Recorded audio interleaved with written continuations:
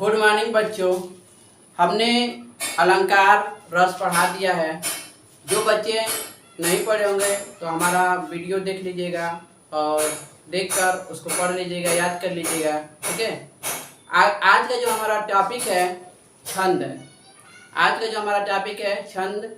हम जानेंगे कि छंद किसे कहते हैं, छंद क्या होता है। ठीक है। कितने नंबर का पूछता है, कौन कौन से छंद होते हैं। ठीक है। तो शुरुआत करते हैं छंद से कि छंद किसे कहते हैं। सबसे पहले जानेंगे कि छंद किसे कहते हैं। तो जो बच्चों छंद का शाब्दिक अर्थ होता है, छंद के जो शाब्दिक अर्थ होता है बच्चों, छंद का शाब्दिक अर्थ होता है, शाब्दिक अर्थ बंधन होता है।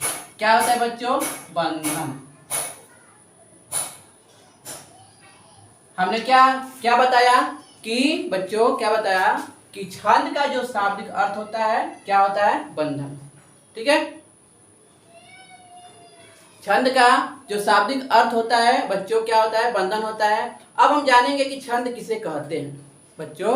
अब हम जानेंगे कि छंद किसे कहते हैं। तो छंद किसे कहते हैं? तो छंद उसे कहते हैं जब वर्णों की संख्या, जब वर्णों की संख्या, जब वर्णों की संख्या, क्रम, मात्रा, जब वर्णों की संख्या, क्रम, मात्रा, गणना, तुक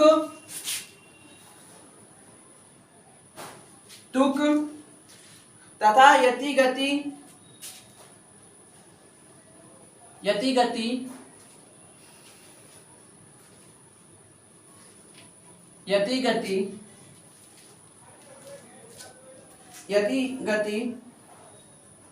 नियमों को ध्यान में रखकर, नियमों को ध्यान में रखकर योजना की जाती है। नियमों को ध्यान में रखकर योजना की जाती है, उसे छंद कहते हैं। उसे क्या कहते हैं बच्चों? छंद कहते हैं। ठीक है। हमने क्या लिखा कि छंद मैंने सबसे पहले ये बताया कि छंद का शाब्दिक अर्थ क्या होता है। छंद का शाब्दिक अर्थ बंधन होता है। छंद की परिभाषा क्या होगी? तो जब वर्णों की संख्या, क्रम, मात्रा, गणना, तुक, यदि, गति, नियमों को ध्यान में रखकर योजना जो बनाई जाती है, चाहे योजना जो की जाती है, उसी को हम क्या कहते हैं? छंद कहते हैं। तो ये क्या है? छंद की परिभाषा है। छंद की परिभाषा। ठीक है बच्चों, समझ में आ गया छंद किसे कहते हैं। अब इसी क्रम में आगे बढ़ के देखते हैं छंद के अंग। अगला जो हेडिंग है छंद के अंग। छंद के अंग। छंद के जो अंग होते हैं वो 5 या 6 प्रकार के होते हैं। जैसे पहला है पाद अथवा चढ़। पहला क्या है बच्चों? ठीक है। पहला क्या है? पाद अथवा चढ़।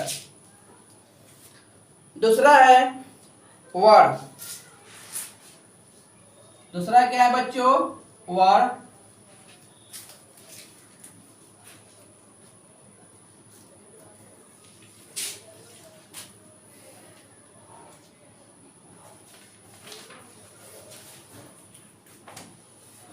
तीसरा है मात्रा।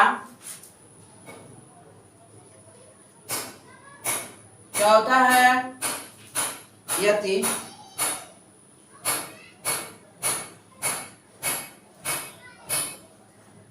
पांचवा है गति, छठवा है तुक।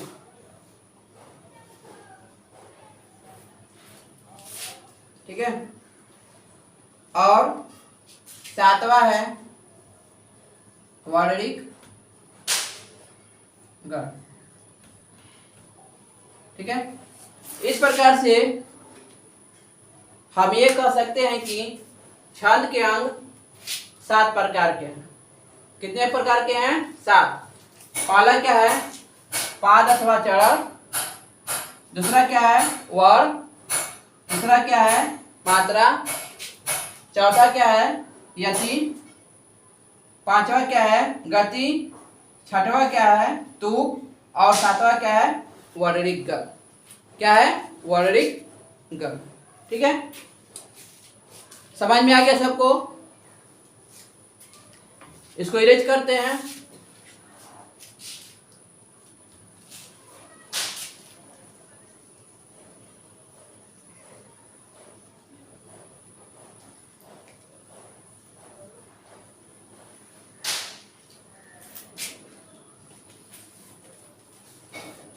और आगे देखते हैं कि छंद के प्रकार। क्या देखते हैं बच्चों? छंद के प्रकार। छंद कितने प्रकार के होते हैं?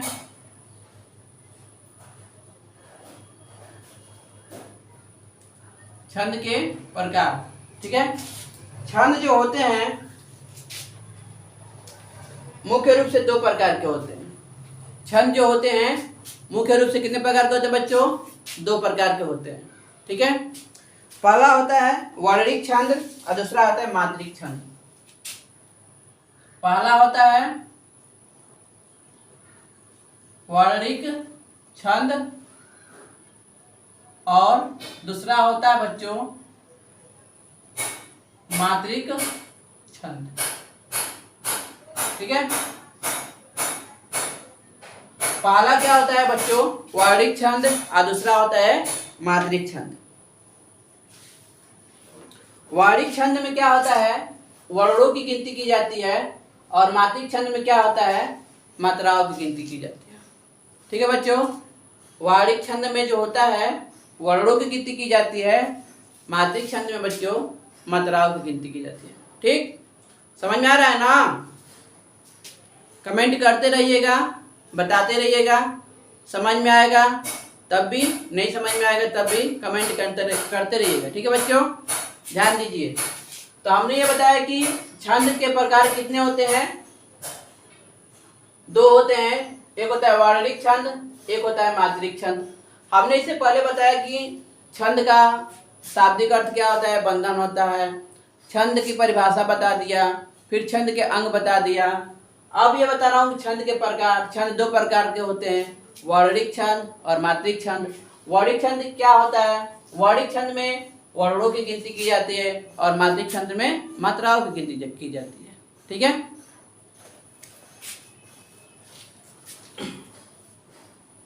तो हमारा जो 9th और 10th का जो सिलेबस है छंद के हिसाब से, छंद के हिसाब से जो हम लोग का 9th और 10th का सिलेबस है उसमें मुख्य रूप से 2 ही छंद पढ़ना है। ठीक है बच्चों, मैं ये बता रहा हूँ कि जो हम लोग का 9th और 10th का छंद का सिलेबस है उसमें मुख्य रूप से 2 ही छंद पढ़ना है बच्चों। ठीक है, पहला है सोरठा और दूसरा है रोला। ठीक है, पहला क्या है? सोरठा और दूसरा है रोला। तो जानेंगे सबसे पहले सोरठा छंद के बारे में। कैसे प्रश्न पूछता है? प्रश्न ऐसे पूछता है कि प्रश्न पूछता है कैसे? सोरठा अथवा रोला, सोरठा अथवा रोला छंद की परिभाषा, क्या परिभाषा, ठीक है ना। क्या लिखा है कि सोरठा अथवा रोला छंद की परिभाषा लिखिए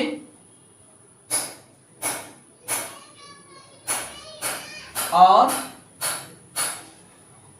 उदाहरण देकर स्पष्ट कीजिए।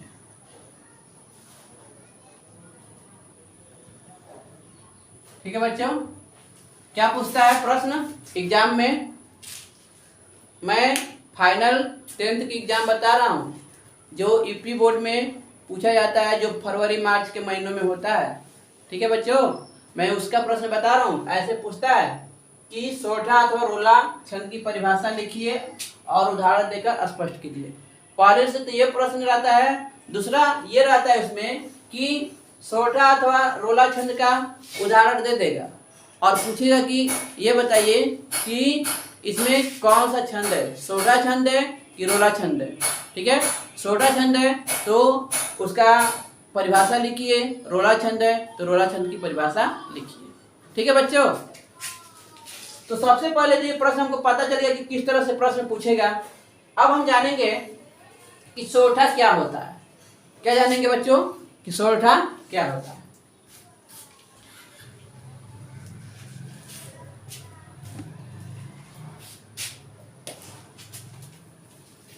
सोरठा, सोरठा छंद क्या है बच्चों? सोरठा छंद, सोरठा छंद में क्या, पहले जानेंगे परिभाषा। सोरठा छंद किसे कहते हैं? ठीक है,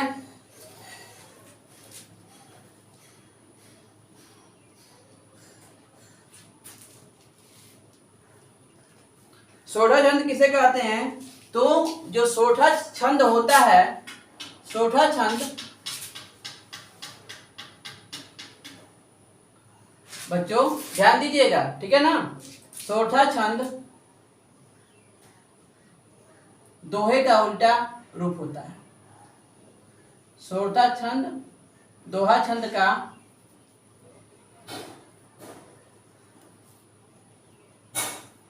दोहा छंद का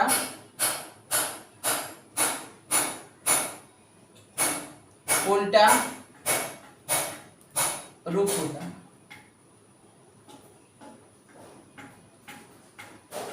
ठीक है बच्चों, सोरठा क्या होता है? सोरठा छंद जो होता है दोहा छंद का उल्टा रूप होता है, अर्थात सोरठा में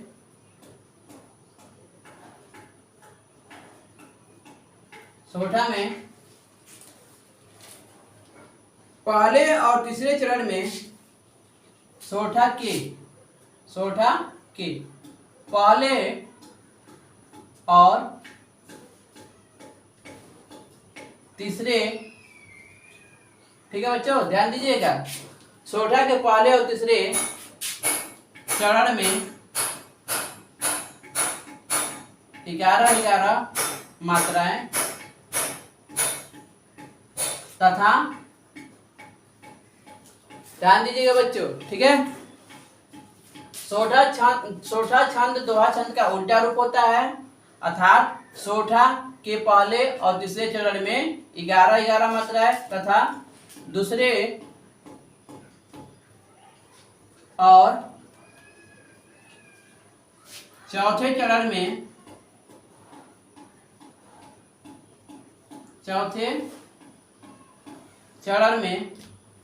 13 मात्राएं होती है।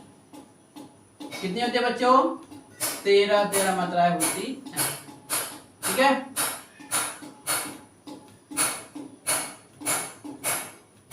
ध्यान दिए बच्चों, 13 मात्राएं होती हैं। और यह क्या है?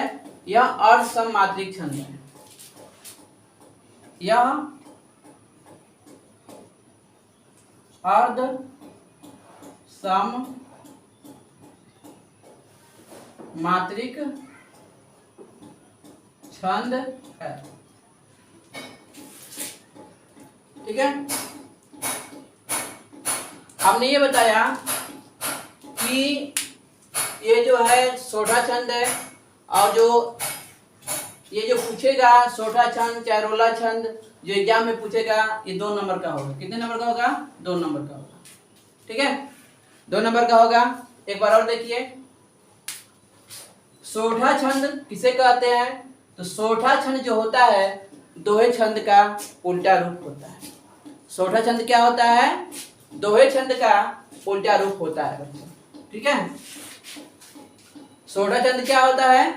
दोहे छंद का उल्टा रूप होता है। अर्थात हम ये कह सकते हैं कि सोठा के पहले और तीसरे चरण में 11-11 मात्राएं होती हैं। सोठा के पहले और दूसरे चरण में कितनी कितनी मात्राएं होती हैं? 11-11 मात्राएं होती हैं, तथा दूसरे और चौथे चरण में 13-13 मात्राएं होती हैं। और यह जो है अर्ध सममात्रिक छंद होता है, इसी को कहते हैं सोठा। ये क्या है? सोठा की परिभाषा है। ठीक है बच्चों, समझ में आ रहा है ना? इसको अच्छे से समझ लीजिएगा, यह आपको अच्छे से समझ लेंगे, बहुत ही अच्छा टॉपिक है। ठीक है, या अच्छे से समझ लेंगे तो यह आपको 2 नंबर आसानी से मिल जाएगा। ठीक है, ध्यान दीजिएगा कि सोठा है, सोठा छंद दोहा का उल्टा रूप होता है। अर्थात हम ये कह सकते हैं कि सोठा के पहले और तीसरे चरण में 11-11 मात्राएं तथा दूसरे और चौथे चरण में 13-13 मात्राएं होती है, तथा यह क्या है? यह एक अर्ध सममात्रिक छंद है। ठीक है, उसी क्या कहते हैं? सोठा कहते हैं। अब थोड़ा सा एक उदाहरण के स्वरूप जानेंगे कि क्या यह सोठा छंद है। ठीक है, तो सबसे पहले क्या लिखते हैं? इसको इरेज कर उदाहरण लिखते हैं, इरेज करते हैं।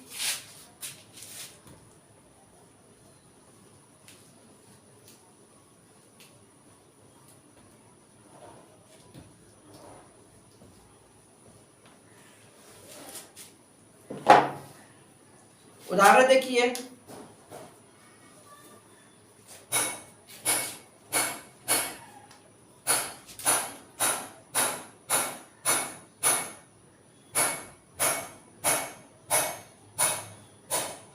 लिखा है कि नील सरोरहूं, सरोरहूं।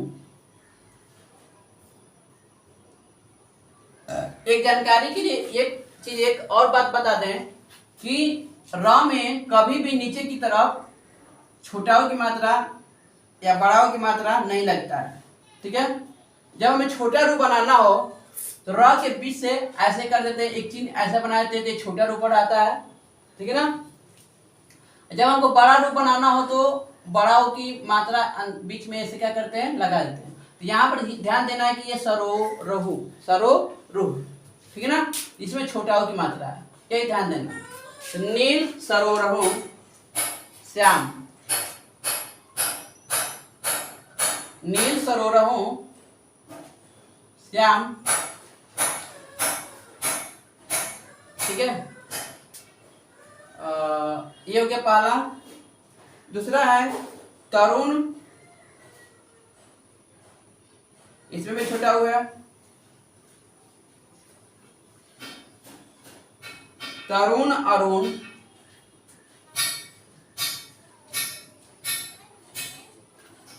बारिज नयन, तरुण अरुण बारिज नयन।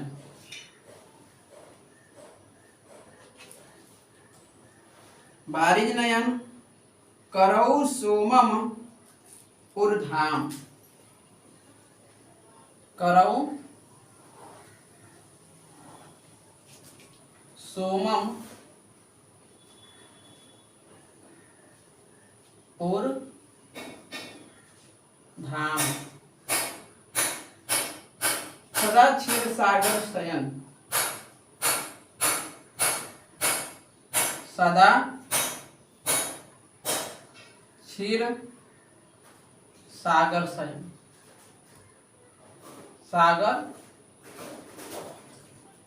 स्वयं।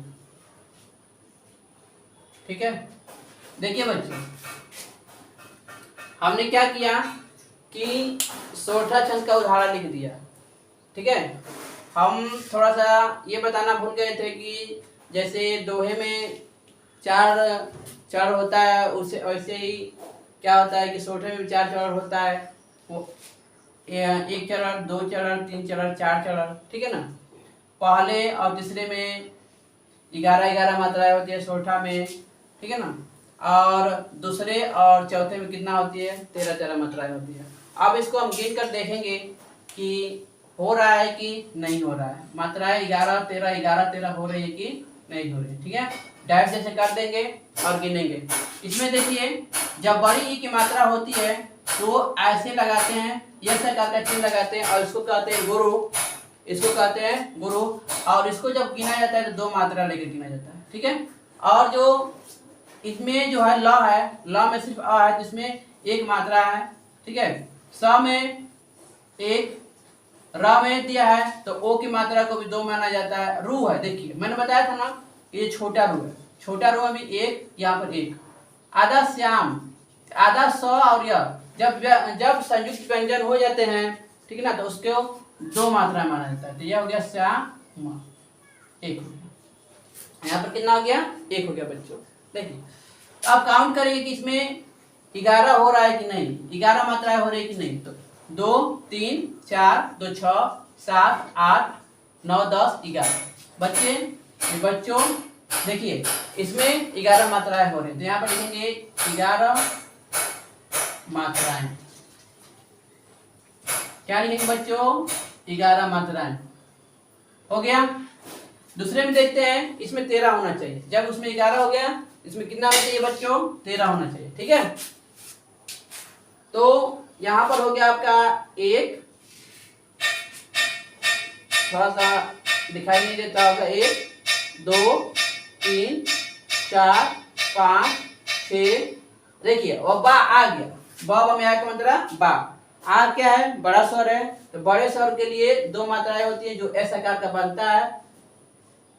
ये देखिए, अब इसको जब हम काउंट करेंगे इसमें 13 होना चाहिए। कितना होना चाहिए बच्चों? 13। तो देखिए, त में 1 2 3 4 5 6 6 2 8 9 10 11 12 13। ठीक, इसमें यहाँ पर कितना हो गया? 13 मात्राएं हो गई।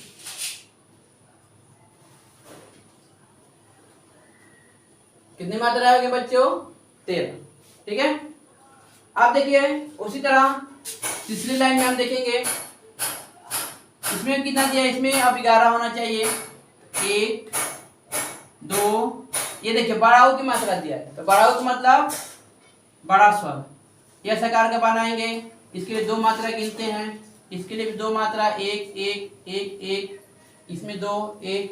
अब इसको काउंट करेंगे तो इसमें होना चाहिए बच्चों 11 मात्राएं। तो 1 2 2 2 4 4 2 6 7 8 9 10 11 12 13। तो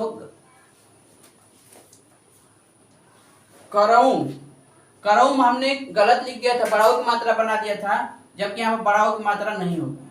ठीक है बच्चों, छोटाऊ की मात्रा होगा। ठीक है, फिर काम करते हैं।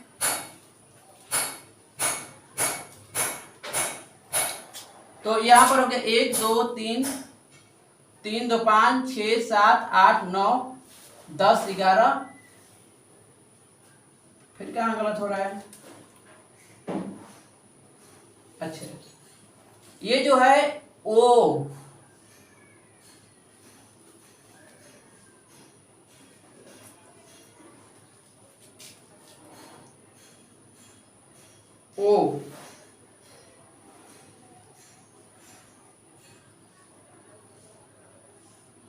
तीन सोमम,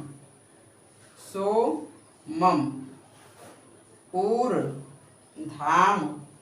ठीक है, तो यहाँ पर जो सोमम लिखा है बच्चों, यहाँ पर ओ तो रहेगा ही, दो मात्राएं होगा, यहाँ पर एक मात्रा होगा। ठीक है ना, क्योंकि मम इसी में जुड़ गया। ठीक है बच्चों, तो अब गिनेंगे 1 2 3 4 5 6 7 8 9 10 11। यहाँ पर कितना हो गया? 11 मात्राएं। ये सब लिखते जाएंगे, ठीक है। जब हम पूरा काम करेंगे, सोठा का पूरा परिभाषा लिखेंगे, उदाहरण लिखेंगे, स्पष्टीकरण लिखेंगे, तब हमें अच्छे तरीके से 2 नंबर मिलेगा, ठीक है। अब ये हो गया तीसरा। अब इसमें कितना होना चाहिए? 13 होना चाहिए। तो 1, ठीक है, 2 3 2 1 1 2 हो गया है। इसमें कितना है बच्चों? 2 1 1 1 1 1। काउंट करते हैं। 1 2 3 3 2 5 5 1 6 6 2 8 9 10 11 12 13 लिखेंगे 13 मात्रा, ठीक है बच्चों। हमने क्या देखा? सोठा छंद। सोठा छंद में हमने क्या बताया कि सोठा छंद जो होता है दोहे का उल्टा रूप होता है, अर्थात इसके पहले और तीसरे चरण में 11 मात्राएं होती हैं, दूसरे और चौथे चरण में 13 मात्राएं होती है बच्चों। जो आपके सामने हमने सोठा छंद की परिभाषा भी लिखा, बताया भी कितने नंबर का पूछता है, और उदाहरण भी दिया, ठीक है ना। समझ में आ रहा है ना बच्चों? कमेंट करते रहिएगा, लाइक शेयर, ठीक है, सब करते रहिएगा। अब इसका एक आता है स्पष्टीकरण। स्पष्टीकरण स्पष्ट कैसे करेंगे? तो लिखेंगे पहले स्पष्टीकरण। क्या लिखेंगे बच्चों? स्पष्टीकरण, ठीक है। स्पष्टीकरण में क्या लिखेंगे? जो हमने परिभाषा बताया था ना, जो हमने बच्चे परिभाषा बताया था, वही परिभाषा को हम लिख देंगे कि इसमें लागू कर रहा है कि नहीं कर रहा है, ठीक है ना। वही बस लिखना है, और वही क्या होता है? स्पष्टीकरण होता है। देख लीजिए क्या लिखेंगे इस उदाहरण में। इस उदाहरण में, ठीक है, इस उदाहरण में पहले और तीसरे चरण में, पहले और तीसरे चरण में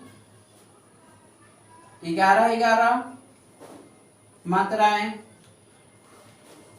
पहले और दूसरे चरण में 11 मात्राएं, तथा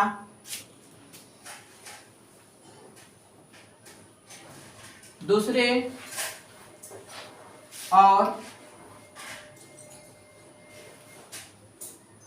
चौथे चरण में 13 मात्राएं हैं। अतः